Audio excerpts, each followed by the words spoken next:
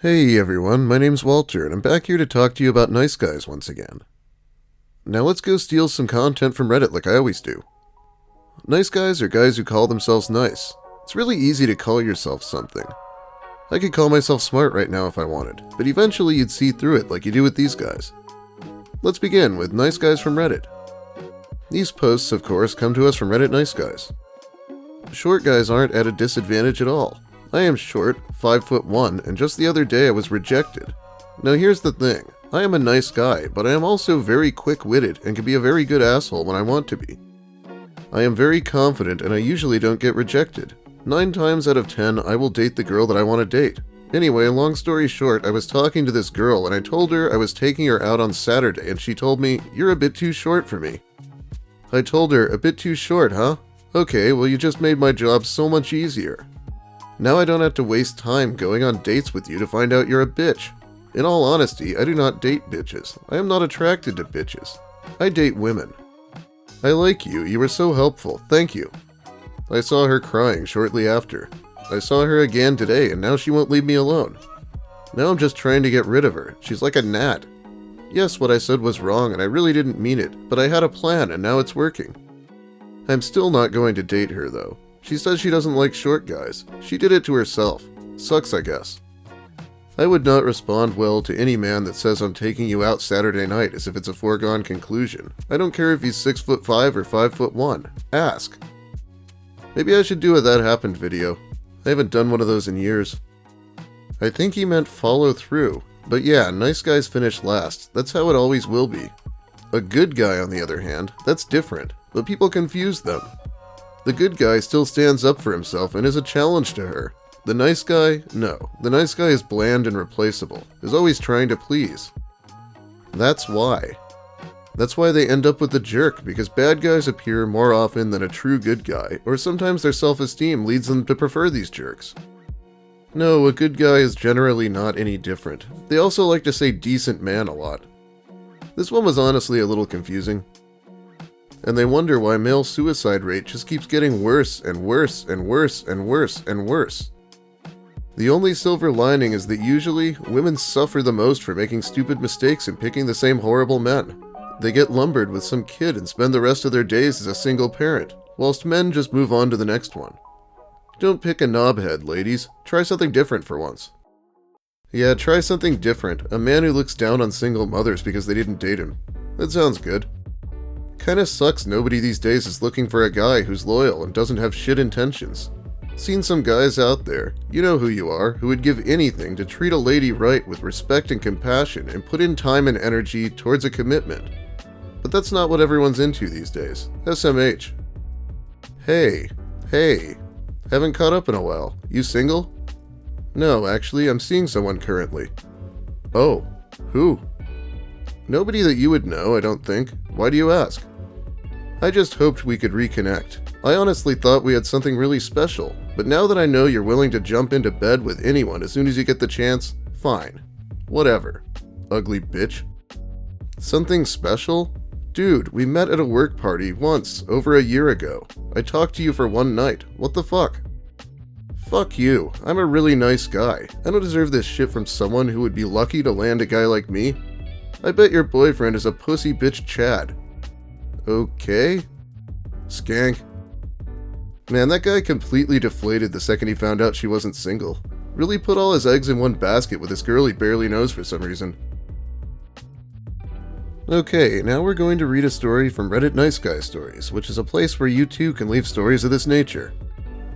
I was the nice guy. Okay, so hi everyone. Just a quick disclaimer that I'm essentially venting here on a burner account about something that still hits me pretty hard to this day. So sorry for the length and inconsistencies. I'm also not the best at writing, so I do apologize. In this story, I'll be referring to 2 particular girls I've known and how I acted around them. I'm not proud of any of this, but the first one I'll be talking about is W. So from the start, I'd just joined art college at around 16ish after failing my first year of what we call 6th form in the UK. Coming from a fairly rural area, I haven't had much experience meeting new people, etc. To say the least, this was a time when everything for me was very much in the air. New people, new city, new county. At this point in my life, I was fairly skinny. Not that I've put on masses of weight, mind you, but I was pretty lean at 16, with fairly short hair and a quiff, and I'd always wear unbuttoned shirts with a plain t-shirt underneath. You know, the typical art student getup. After going through the initial classes and getting to know people, we'd sort of settled into our friendship groups when a new girl joined from Germany. This was W. W is short, blonde, a couple years older than me, and she had a really dark sense of humor.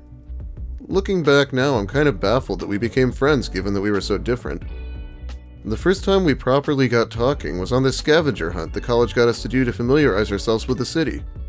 Myself, W, and our two friends, N and M, would hang back talking, whilst the group as a whole wandered aimlessly around the city. This bit isn't really too important, it's just exposition. Anyway, a few weeks went by and we'd been talking pretty frequently. For me, it was mostly on Facebook, and at this point in time, I didn't have a smartphone and used pay-as-you-go on an old Nokia to get by in emergencies, since my mum was very wary of giving us full internet access and the like. She used to limit our time on our one shared computer to 30 minutes a day. Oh, and it was a 2007 Mac, so not great for games. After about a month of this, we met up in the city. I lived about 14 miles away and had to get the bus every day, and just spent the day together. We hung out, went on walks, sat on the cliffs and talked. The city was by the sea, and the cliffs were only about 5 meters, roughly 15 feet high in some places. Right into the evening where we were just sitting and talking on a wall. She leaned her head on my shoulder, and I can remember thinking, this is pretty neat. I asked her out that evening, and, well, she rejected me. To her, I was like a brother, and well, that hurt. After a couple weeks of talking it out, I found myself getting more and more frustrated. I couldn't exactly put my finger on it, but I know now that I really struggled to let go of things then. Arguments with me and my family would go on for days, and that led me to keep pestering her to the point that she started to get pissed off too. We had a massive fight over text. We avoided each other in person, and I can't think about how this made the rest of our friends feel. To give you some sense of a time scale, we started art college in early September, and myself and W fell out with each other in November when I was at my sister's graduation. I never told my family about this, by the way. I can be quite independent sometimes, and I don't like people dealing with problems I've started or propagated myself. This was especially true with this because I was so ashamed of the entire situation about a month later when I realized how shitty I'd been. Needless to say, I apologized to W and tried to move past it, but unfortunately I couldn't let it go. From this point on, my discussions with W sometimes seemed spiteful or hateful for no reason. I would make sarcastic remarks at her because I couldn't get my way. This went on all the way until midway through our second year of college when I met E. E was great, and we had a 1-month fling of sorts as a result of her asking me out. But that relationship ended when I started to get clingy again. She was the first girl I kissed, and I started to get really nervous around New Year's and couldn't kiss her again for some reason. Something was holding me back, and although I tracked her down and eventually kissed her, the next day she broke up with me on my way home. This kind of broke me, and I don't know if any of you live in the UK, but it's impossible to get a bus on New Year's Day because it's a public holiday and none of the buses run. Long and short of it, I had to get my mum to pick me up. But I mention E because my shitty behavior with her and my shitty behavior with W made me realize I had a pretty weird view of relationships and how I approached them. For me, I was stuck in this fairy tale view of relationships being these perfect things that fix everything. These two situations made me realize that I had a completely unhealthy relationship with relationships, and that I needed to discover what a proper relationship was. This, while a pretty healthy attitude to take, took a while to develop. For me, it felt like my worldview had shifted into something I didn't know yet, and I constantly felt like I was drifting. But please, don't have too much sympathy for me because this situation with W didn't finish here. After art college had finished, I actually did pretty well, as did a lot of people in my class because they're all pretty damn fantastic artists. I started an apprenticeship in mechanical engineering since I still didn't know what I wanted to do with my life. I still kept in contact with W throughout this time though, and actually started to get on with her quite well. We met up a few times and had drinks, food, etc. This was until my second year in my apprenticeship. I invited W around to my new flat, essentially an apartment for the Americans, for drinks and food, and we got talking. We joked about, but I could always see she was keeping me at arm's length. To be honest, I don't blame her, given our history. Anyway, we decided to go on a walk since she was curious about the local area. She loved going on creepy midnight walks because of the eerie atmosphere. We were walking through the back alleys behind my flat when something snapped. I can't exactly describe it, but from what I could tell, I'd convinced myself I was over her when I wasn't, and that part of me that wasn't had had enough. I walked off, just walked back to my flat. I don't know why, it was literally down one street then onto the main road, and that was it. That was what I used to justify it to her. How I was angry, but I didn't know why. But suffice to say, she'd had enough. She said she was fed up, that she didn't want to be friends anymore, and that abandoning her was really childish, since she was in a part of the city she didn't know. I blamed her for some reason I can't remember, and, well, that was it. One of her close friends who was also quite close to me was pretty livid too.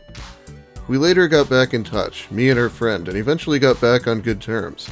But I can't tell you how much I regretted all of this. How much I reflect on all this constantly, and how it's affected my life since. There is a positive here, though. And I haven't mentioned her yet, but it's a girl I got to know at the beginning of the apprenticeship since she lived in the same shared house as me. We'll call her A. A got to know me when she moved in a couple weeks after me in this really crap shared house. At the end of my first year, the agency that managed the building was kicking us all out because they wanted to make it exclusive student accommodation. A came with me to the new flat and took the second room. She's also a couple years older than me, but unlike W, I didn't immediately fall for her. Any feelings I've had have been largely overridden by her being a really cool person. I don't love A like that anymore. She's more like family now, and I say that just to thank her for how much of a stabilizing force she's been in my life. Someone who listened to me and helped make me a better person. We talk almost every day. She's been there to help me not message girls back after they reject me. To accept rejection and work on making myself a better person. Seriously, thank you, A. For now, though, I've just signed up to a therapist in my city. I've nearly finished my apprenticeship, and thanks to some of Tim Tam Tom's videos, I've started realizing and rectifying my behavior. I don't know if I'm fully there yet, and, well, I still doubt a lot about myself regarding that, but I know I want to get better. Hey, I expect some stupid behavior out of teenagers. Not only that, but this is a pretty mild story compared to most of what I cover. I definitely thought the last thing that happened would be worse than him walking off. I don't think there's too much I have to say here. I did like this comment, though. Please, don't talk about treating a woman right with a recovering nice guy. It's like talking about alcohol with a recovering alcoholic. Yeah, I don't know about that one. Alright, let's read another post or two and then call it a day. What the fuck is it with me? I see dudes messaging girls acting like assholes and getting lots of responses.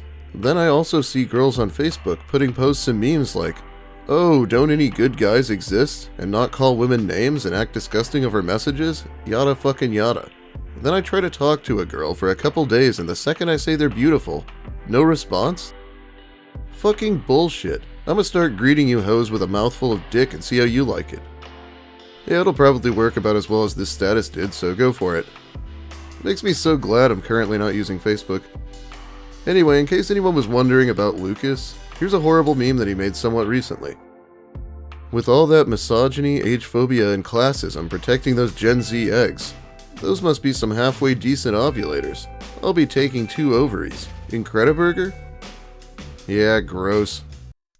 Anyway, that's about all the time I have for you today. Thanks for watching, everyone. If you liked the video, please leave a like. If you have something to say, be sure to let me hear it in the comments. Engagement actually helps you get more views. If you're new here and want more, consider subscribing for more of the same. Now it's time to shout out my generous patrons who help me make ends meet when things aren't working out that great.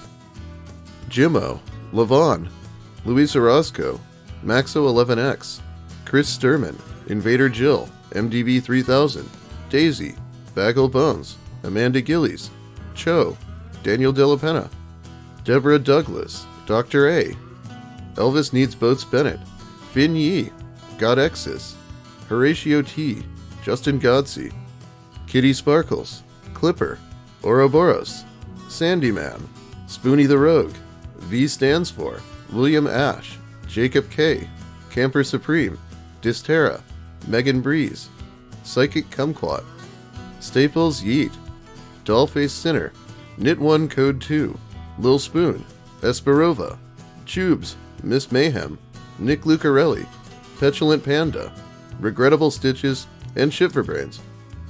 Thank you all, it really helps out. If all goes well, I do plan on streaming tonight. We have some new stories I thought people might want to hear. Anyways, it's getting too long, so let's end it. Have a great night, everyone, and don't refer to women as ovulators. God, not that anyone was gonna. You'd have to be crazy.